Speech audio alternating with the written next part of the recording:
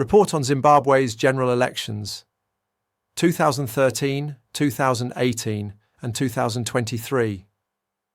Zimbabwe's electoral history over the past decade has been marked by recurring themes of political dominance by the ruling party, contested results, and concerns over the integrity of the electoral process. This report examines the general elections held in 2013, 2018 and 2023, focusing on the key participants, incidents of violence, the role of security forces, and the outcomes. It concludes with an assessment of the likelihood of free and fair elections in 2028. The 2013 elections were held on 31st July, following a constitutional referendum earlier that year, which introduced reforms aimed at improving democratic governance. The main contenders were Robert Mugabe of the Zimbabwe African National Union, Patriotic Front, ZANU-PF, Morgan Tsvangirai of the Movement for Democratic Change, Tsvangirai, MDCT, Welshman and Cube of MDCN, Dumiso Dabengwa of ZAPU, and Kisinoti Mukwaje of the Zimbabwe Development Party. Despite the new constitution mandating impartiality of state institutions, ZANU-PF retained control over the military, police, and judiciary. The election period was relatively peaceful compared to previous cycles, but reports of voter intimidation, media bias, and lack of transparency persisted. Western observers were barred from monitoring the elections, while regional bodies such as the African Union and the Southern African Development Community, SADC, endorsed the results with caution. Mugabe won the presidency with 61.88% of the vote, while Tsvangirai garnered 34.37%. ZANU-PF secured a parliamentary majority, winning 160 of 210 National Assembly seats and 37 of 60 Senate seats. The opposition disputed the results, citing irregularities, but legal challenges were unsuccessful. 2018 general elections. The 2018 elections, held on the 30th of July, were the first following the ousting of Robert Mugabe in a military-assisted transition in November 2017. Emmerson Mnangagwa, who succeeded Mugabe, ran as the ZANU-PF candidate.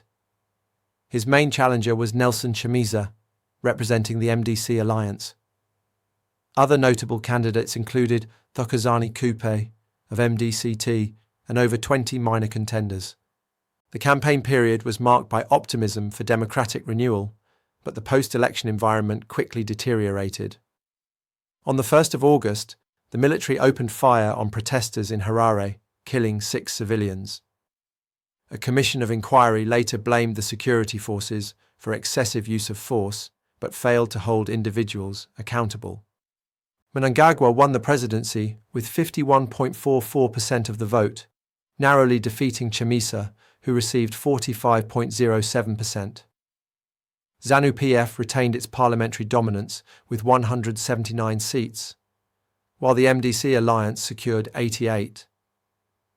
Observers from the European Union and SADC noted improvements in the electoral process, but raised concerns about voter intimidation, media bias, and the opaque vote counting procedures. 2023 general elections. The 2023 elections took place on 23rd August and were contested primarily between Emmerson Mnangagwa of ZANU-PF and Nelson Chamisa, now leading the newly formed Citizens Coalition for Change, CCC. Douglas Mwanzora of MDCT also participated, though his party's influence had waned significantly. The pre-election period was marred by violence and intimidation.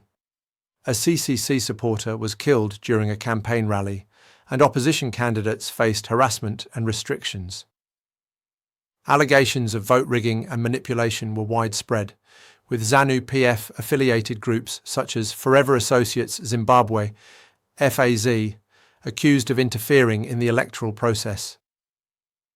Mnangagwa was declared the winner, with 52.60% of the vote, while Chamisa received 44.03%.